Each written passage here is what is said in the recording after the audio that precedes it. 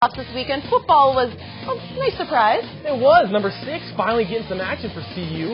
Also, Big 12 action around the country, including this big game in Kansas. And, of course, we had Nikki Marshall coming up on Sports Mag right now.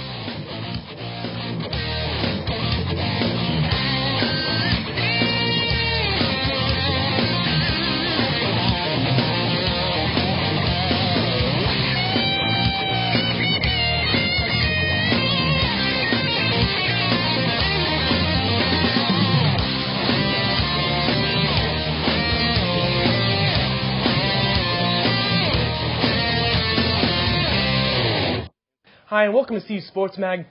David starts with singing alongside Kylie Burst. Kylie, CU in action this week, taking on Texas A&M.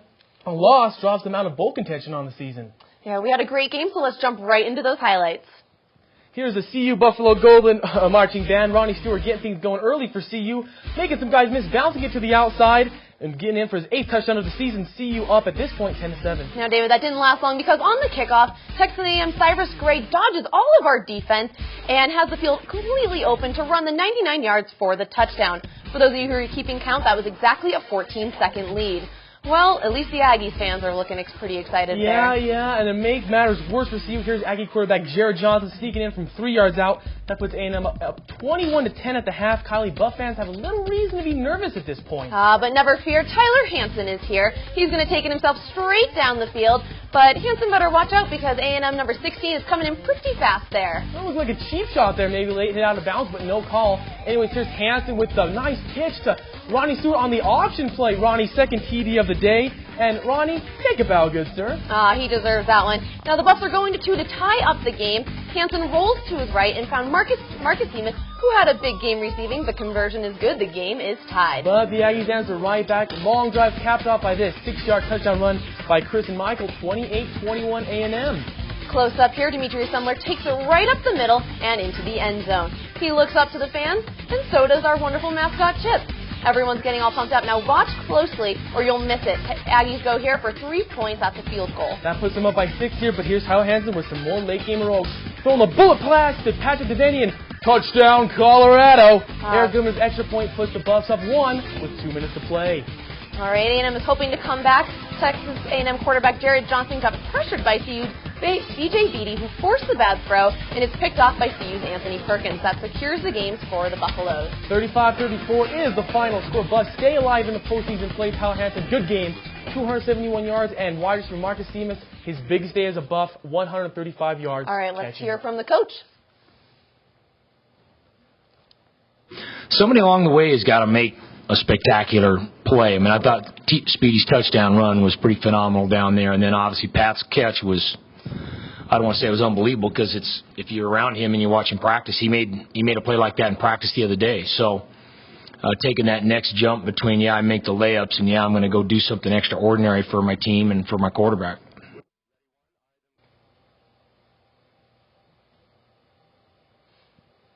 All right, now the Buffs weren't the only ones who had a great game this weekend. There were lots of other people in the Big 12, so let's take a look at those highlights right there.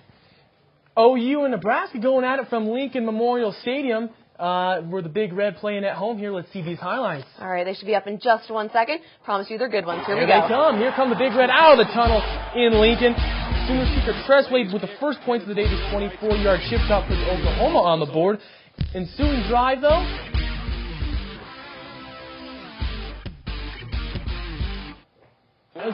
Here we go. There we are. Landry Jones filling in for the injured Sam Bradford is picked off by Nebraska's Prince Amakamara. Yes, that's how you say it. And he runs it all the way back down to the Oklahoma 1-yard line. Big chance here for the Huskers to capitalize on the turnover, and they do. Exactly the quarterback finding Ryan Hill on the play-action pass. Huskers up 7-3 at this point. Now, you've seen the pass from the Huskers. How about some running game? Here's tailback Roy Helu Jr. breaking through the Sooner front, and he's going to take it all the way down the field, 63 yards to the Oklahoma 11-yard line. But the Huskers are unable to capitalize on this as they turn it over on the botched option play. Helu lets it hit the turf. Maybe we should take some hints from Kyle Hansen on how to run that play. Here's Jones again with one last chance to get OU back in it, but the deep throw is picked off by Nebraska once again. That's 5 interceptions on the day, and the Big Red escape with a 10-3 victory over Oklahoma. All right, we have Mizzou versus Baylor at Missouri. These Mizzou fans are ready to go. Mizzou quarterback Blaine Gabbert throws straight to number 81, Denario Alexander. Now this guy is over 6'5" and over 200 pounds. No one is going to be stopping him. He's going in 84 yards for the touchdown. That is touchdown for Mizzou, and the fans are loving it. Baylor quarterback Nick Lawrence fakes to the running back and throws a laser to Lanier Sampson, who's able to keep his feet in bounds for that touchdown. Mizzou again at Baylor's 6-yard line. Gabbert scrambles to the right and sends a perfect pass to a well-defended West Kemp. That is another touchdown for Mizzou. Baylor's Nick Lawrence takes a snap in shotgun, pump fake, then sends the ball soaring 40 yards into the arms of Kendall Wright, who cuts across the field and into the end zone. Final score of this game is 40-32 Baylor. Did not expect that outcome. Here's the last game of the week in the Big 12. Kansas going at it, some in-state rivals going at it here. Todd Reesing hooking up with his favorite target, Desmond Briscoe, who drags some K-State defenders into the end zone with him. 7-3 KU at this point. Reesing in the offense gets the ball back. They're deep in their own territory. The team is going to pull it down and run for himself, but wait a minute, fumble! Picked up by the Wildcats. Now they got the ball in KU territory, and they capitalize. Quarterback Grant Gregory looking on the field, and he finds his man Lamar Brown for the 31-yard cheating strike. Adds on top 10-7, and then a little icing on the cake. Daniel Thomas rumbling in from 5 yards out. K-State wins this one 17-10. They stay atop the Big 12 North standings at 4-2. CU at 2-3, still in the mix of things. And down in the Big 12 South, Texas still with that one-game lead on OK State. In the Big 12, the Buffs, who rank last in total offense per game, find themselves second to last running the ball and have been victim to 36 sacks. It seems with these numbers, blame can only be put on Colorado's offensive line. Denver Johnson has been working out the kinks in his first season as the Buffs' O-line coach. With the multiple changes at quarterback, the front five are still adjusting to Hanson's run-and-gun style of play. With only 3 games left in the season, it looks like next year will hold the answer for this crucial problem. Johnson's optimism, paired with his top-level experience, will hopefully lead to a successful offensive season in 2010. Well, we're going to take a short time out. When we come back, Ron Knaubenbauer and Rose Heafy are at the double-team desk. That's right, and we have a great recruiting list for volleyball coming up, and we'll tell you more about that after the break. Stick around. Sportsmen, we have some double-team action for you now. Yep, Ron Knaubenbauer and Rose Heafy are on the set to talk a little CU football after the big win this weekend. Welcome to the Double Team set. I'm Ron Knaubenbauer alongside Rose Heafy. We're going to break down last week's game against A&M and preview this week's game against Iowa State. Now, Rose, the Buffs only won against the Aggies by 1 point. A lot of bad stuff happened for them, including the offensive line. Exactly. The offensive line just did not show up this weekend. I mean, they allowed 8 sacks on Tyler Hanson. I mean, not 1, not 2. That's 8. That's so bad. And this isn't even the first time they've done this all season. This is the second consecutive game where there's been 8 sacks on the quarterback. I mean, that's 74 yards. That could have been going in the opposite direction. That's just just kills the momentum on the Buffs offense. I mean, you really need to make sure that quarterback is safe so you can keep going forward and get those touchdowns so we can get those points. But what was clicking for the Buffs this weekend? Well, first off, it was a running game. They finally got it started in the second quarter. Finally, the Buffs all season long, we were thinking they're going to be a good running game team. They're going to pound the ball, every single down. They had 4 good running backs. Well, with Darryl Scott gone, there's some questions if that would happen this week. Mm-hmm. Who needs Darryl Scott when you have Ronnie Stewart? Darryl Scott who? Now, yeah, exactly. And Stewart had, I have my stats in front of me, 125 yards on 20 carries and 2 touchdowns. Big game for him. But also Tyler Hanson, he had 105 yards rushing himself, the quarterback, even with those 8 sacks. Mm-hmm. That just shows that he's getting a lot of diversity and he can have a good throwing game as well as a running game. I mean, he really found Marcus Seamus in the game, and who had 135 receiving yards. I mean, that's really big for a sophomore wide receiver, especially coming over some adversity from last year. Exactly. Now, with Seamus, the past 2 years, he's had some academic problems. Mm-hmm. And we all thought, thinking, coming out of high school, this is going to be the guy, have the big wide receiver threat for the Buffs. It hasn't happened. But after having that big spring game last year, and so far this season, midway through, he's definitely picked up his game and has become the big-time performer that we all thought he would be, like mm-hmm. Chad Ochocinco of the Cincinnati Bengals. Mm-hmm. Exactly. I mean, his pass, Hanson's pass to him, the 47-yard completion, was the biggest play of the game. And also, he caught that 2-point conversion in the end, and we only won by 1 point, so every point was really needed for this game. But what are we going to need to do to make sure we win for this weekend against Iowa State?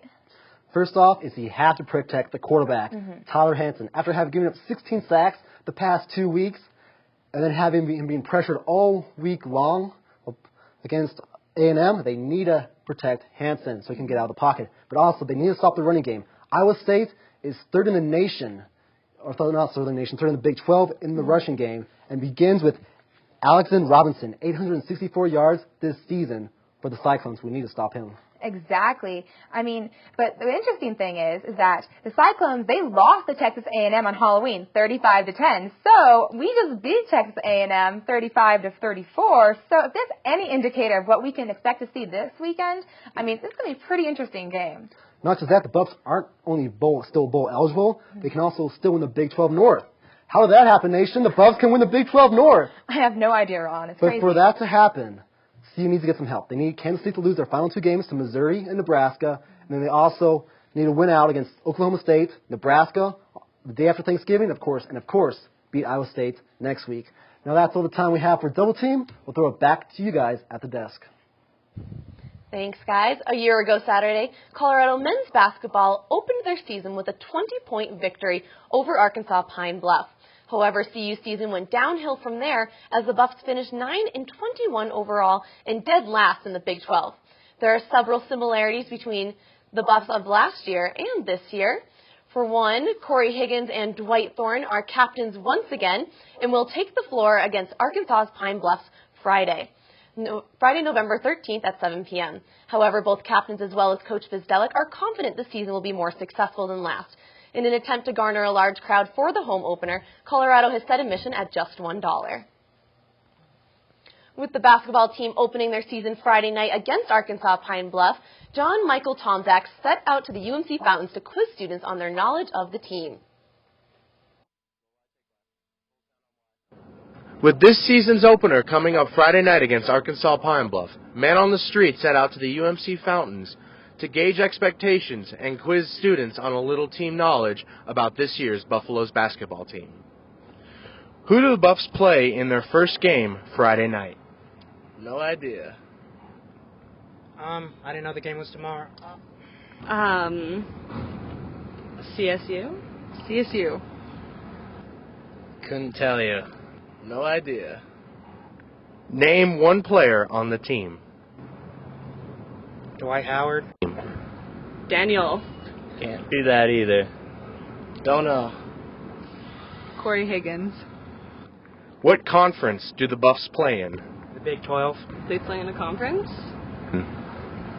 Big 12? In Big 12. Big 12? How many games will the Buffaloes win this year? 7. I'm going to say 2. Didn't they only win 1 last year? 10. 15. 15. All of them, definitely. As you can see, the students aren't familiar with the basketball team, but with possible success this upcoming season, the fans and the Buffs may get to know each other a lot better. Reporting for CU Sports Mag, John Michael Tomczak. Thank you, John Michael. Well, it's time for the Buff Brain Busting Trivia question. With men's basketball opening the year Friday against Arkansas Pine Bluff, we wanted to know, when was the last time the Buffs squeezed inside the top 25? Here's a hint. It's also the last year that they had a winning season. That's a doozy, Kylie. It really is. CU shoots and scores by signing 3 new additions to next year's women's basketball team. Shea Kelly, Ashley Wilson, and Brittany Wilson signed national letters of intent last Thursday to play for the Buffs. Kelly is currently a senior at her high school in Denver and is ranked the 54th best forward in the nation. Colorado also welcomes double trouble with the Wilson twins from Long Beach, California. Their high school team is currently working towards its 5th consecutive Division I state title. Thanks to these new players, CU's early signing class is now ranked 33 in the nation. CU's women's volleyball team terminated their 7-game losing streak as they swept Texas Tech on the road this past Saturday. The Raiders went down in 3 close sets against a herd of fierce Buffaloes. Colorado sophomore outside hitter Becca Fogel led the team both offensively and defensively, finishing with a career and match high of 15 digs and a match high of 14 kills. After coming off a big win against Texas Tech, the CU volleyball team fell to Baylor on Wednesday. Becca Fogel again led the Buffs with 8 kills and 11 digs, while Skylar Edelman had 6 kills.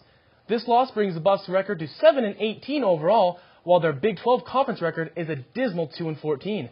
Women's volleyball faces off against Mizzou this Saturday evening at the Coors Event Center, where the match begins at 7:30 p.m.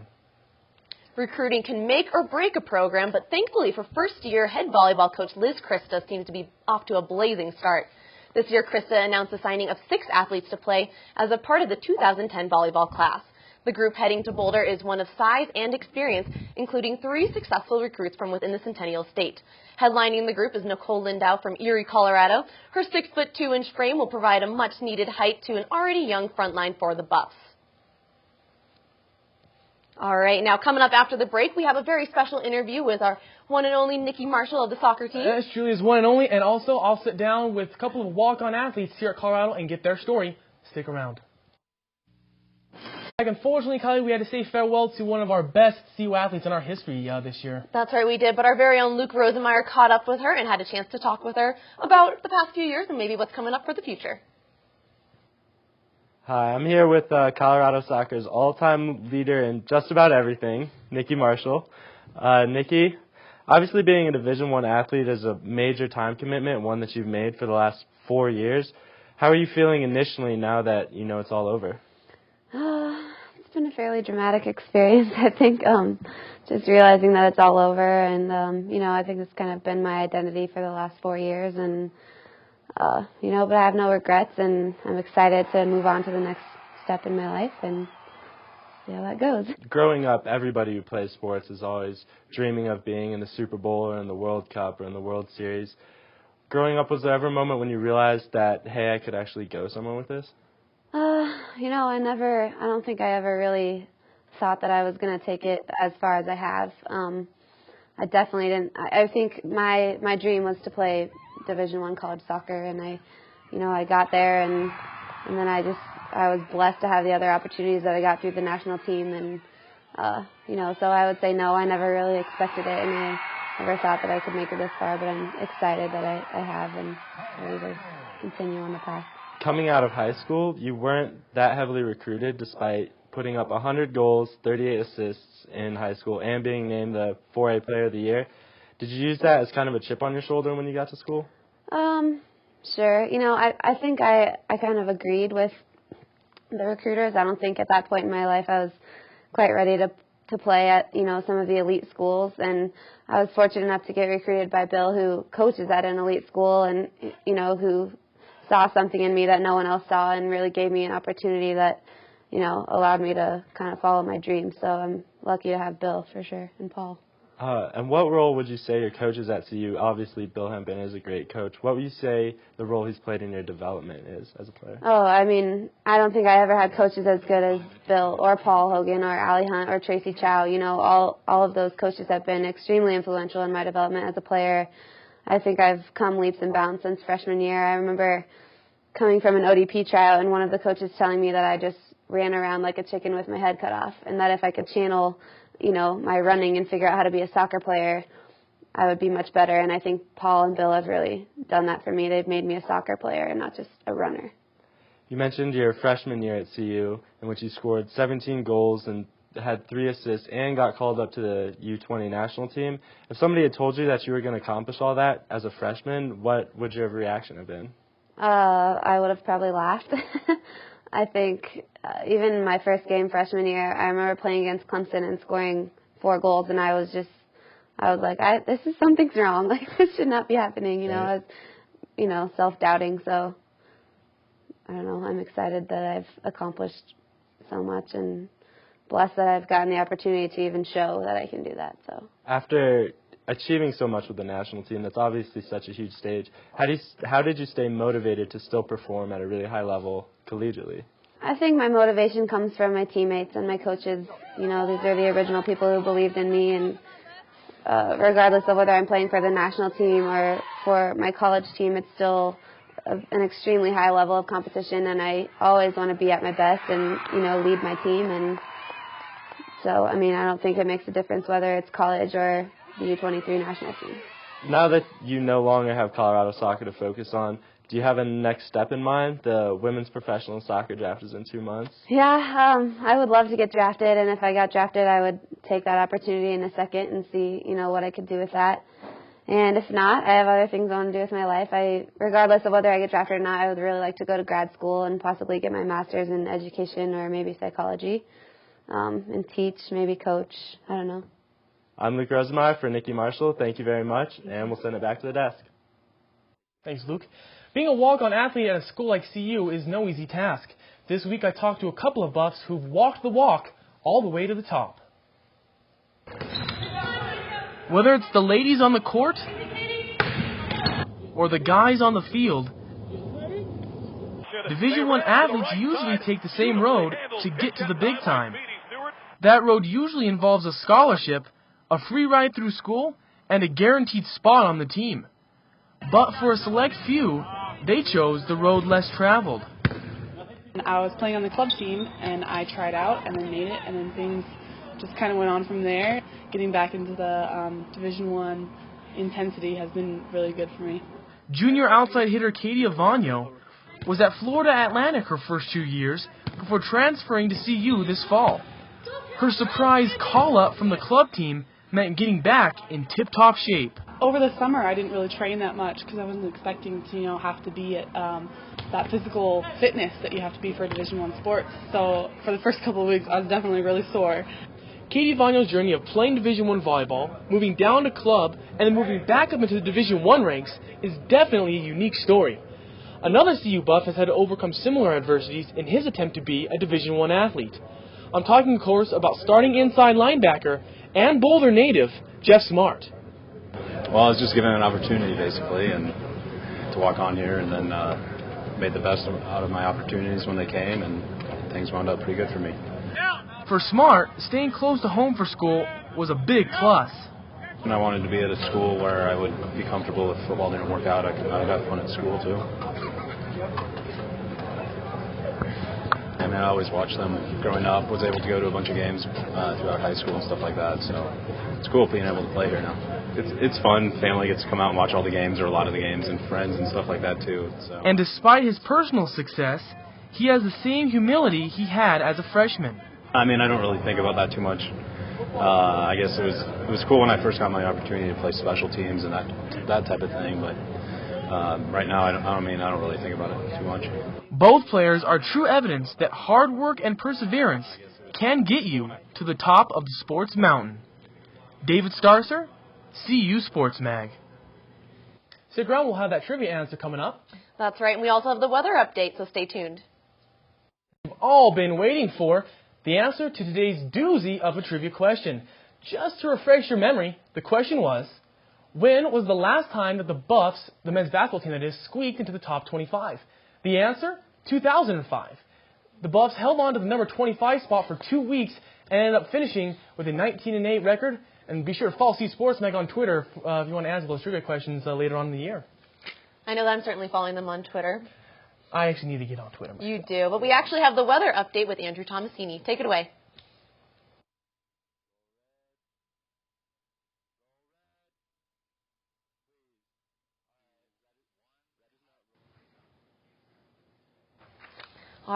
Welcome to Sports Mag Weather, everybody, and I'm Andrew Tomasini, and we're going to take a look at this week's weather. Now, things warmed up quite a bit this week, but as we look forward to this weekend, we're going to see this cold spot right here, about 38 degrees, and this weekend we're only going to average about a 38, 39 degree high. Now, more specifically, the thing we really want to take a look at here is the windshield. Now, right here, this region, right down here, Colorado, we're going to see about average temperature, like I said before, about 38 to 39 degrees. But the windshield here is going to prove to be a huge, huge thing this weekend because as you're going up to the mountains and enjoying recreational activity, it's going to get super cold out there. So you're going to want to brace yourself for what the windshields have ahead. So in reality, it looks like 30, could feel like 20. Now moving ahead to the 3-day right here. We have today, wasn't too bad, 44 degrees, a low this evening of about 33. But as we move into the weekend here, we're going to get a high on Saturday of 33, low of 32. Now, there should be a storm brewing this evening moving into Saturday. Shouldn't have too much of an impact on Sunday as we're looking for a 34-degree high and a 24-degree low. Now, as we talk about Sunday, how can we not talk about football? And the Denver Broncos right here are going to be heading to Washington now. You start off 6-0, have 2 straight losses. What do? Head to the capital city as we will face the Washington Redskins now here at FedEx Field. Things should be all right. About 62 degrees, 30% chance of rain, so it should actually benefit for the Broncos as they'll look to get that running game early and often. As for the Washington Redskins, well, it should be interesting to see what they have in store as their running game is severely depleted. So that's your weekend now weather. Hopefully the Broncos can pull that one out on Sunday. Oh, yeah, hopefully. All right, well, that's it for CU Sports Mag. I'm Kylie Burst alongside David Starcer and Andrew